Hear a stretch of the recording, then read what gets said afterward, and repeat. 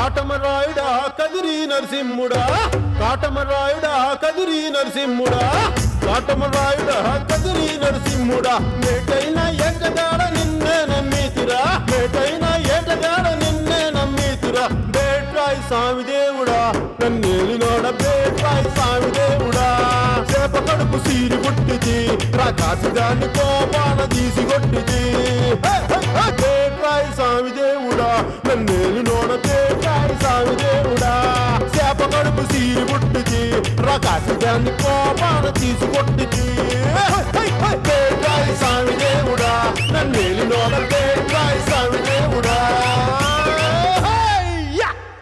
Power star Pawan Kalyan అన్ని అంటే ఏంటి అని ఎవరన్నా విదేశీయుడు అడిగితే ఇది అని చెప్పడానికి మన ఓపెనింగ్ సార్ గగనపు వీధి వీడి. బేసిక్గా ఈ సాంగ్కి పునాది ఏంటి? కథ చెప్పాలంటే ఇతను ట్రావెలింగ్ అనుకున్నాను. యాక్చువల్గా ఏంటంటే స్పెయిన్లో ఉన్న ఇలా మిలాన్లో ఉన్న ఈయన బయలుదేరి ఇండియా రావాలి, ట్రావెలింగ్ అంతే. ఆ ట్రావెలింగ్ని ఒక పాటలో చెప్పాలి, ఎట్లా చెప్తాం?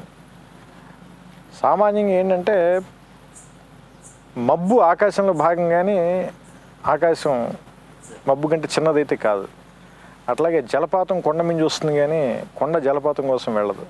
కానీ ఇందులో ఏంటంటే తండ్రి కూతురు కోసం వెళ్తున్నాడు కాబట్టి సో ఈయన వెతుక్కుంటూ వెళ్తే ఎలా ఉంటుంది అంటే యాక్చువల్గా పడమటి నుంచి వచ్చే ఒక మేఘానికి తూర్పు వైపున వేడి తగిలితే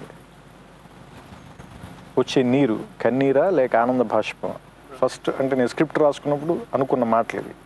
దీన్ని ఎట్లాగా చెప్దాం ఇదే చెప్పాం. ఒక దేవికి చెప్పినప్పుడు ఫస్ట్ అడిగింది ఏంటంటే ఏదైనా ఒక ఆర్తితో ఉండేది మాత్రం కావాలి, ముందు ఒక ఆలాపన లాంటిది ఏదైనా, అది లిరిక్ ఉన్నా పర్లేదు, ఈ మాటలు మాత్రం అందులో చెప్పే ప్రయత్నం చేద్దాం మనం, కొంచెం ఎక్కువ లెంగ్దీగా ఉండేలాగా అని అనుకున్నాం. తర్వాత ఏంటంటే ఈయన ఆ టాస్క్ని కంప్లీట్ చేయడానికి ఈయన వెళ్తున్నాడు కాబట్టి ఈయన గురించి తర్వాత లైన్స్లో చెప్తాం. ఈయన చేయడానికి వెళ్తుంది యాక్చువల్గా ఇప్పుడు అవతల వాళ్ళు ఈయనేమో చెడ్డవాడు అనుకోవచ్చు, కానీ వీళ్ళ కుటుంబం ఈయన రైట్ అనుకోవచ్చు. అందుకని వాళ్ళకి భైరవుడు కావచ్చు, వీళ్ళకి భార్గవుడు కావచ్చు, లేదా వాళ్ళకి తక్షకుడు కావచ్చు, వీళ్ళకి రక్షకుడు కావచ్చు. అది మా ఉద్దేశం, చెప్పాలని ట్రై చేసాం పాటలో.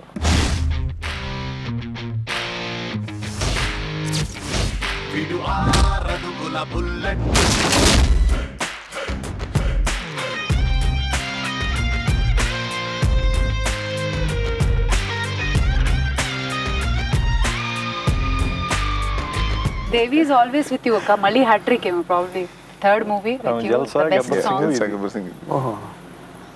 మీ ఫేవరెట్ సాంగ్ ఏంటి మొత్తం ఆల్బమ్ లో? దేవదేవం. ఇది ఫస్ట్ ఈయన స్క్రిప్ట్ ఇంకా చేస్తున్న దశలో నాకు ఇలాంటి పాట పెడితే బాగుంటుంది అనేది ఫస్ట్ నాకు వినిపించాను. ఎంఎస్ సుబ్బలక్ష్మి గారి పాట నాకు ఇలాంటిది బాగుంటుంది, ఇంట్లోకి వస్తున్నప్పుడు చాలా బాగుంటుంది, శుభసూచకంగా ఉంటుంది అని చెప్పారు. అదేంటంటే ఆల్ 5 ఎలిమెంట్స్ తోటి ఇంట్లోకి రావటం లాగా అనుకున్నాం.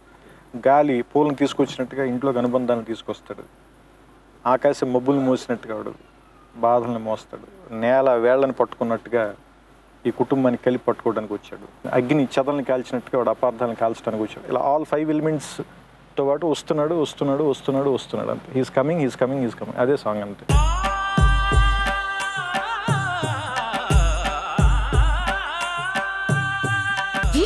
నా రూమ్ లోకి వచ్చేసాడు. నేను దుబాయ్ రిటర్న్.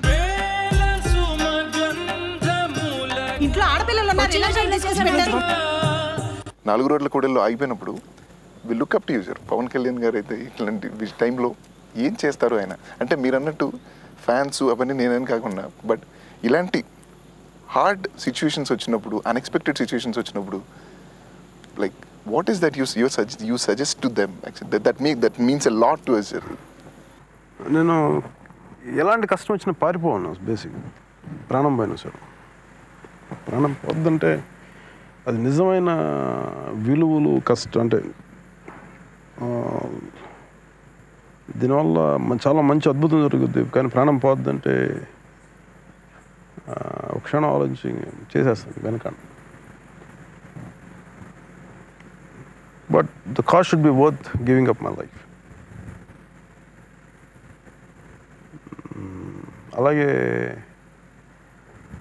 అంటే నాకు మనుషుల్లో నమ్మకం పోగొట్టుకోవడం ఇష్టం లేదు. మనందరం ఒక మాటకు ఒక కట్టుబాటు మీద బతుకుతాం మనందరం.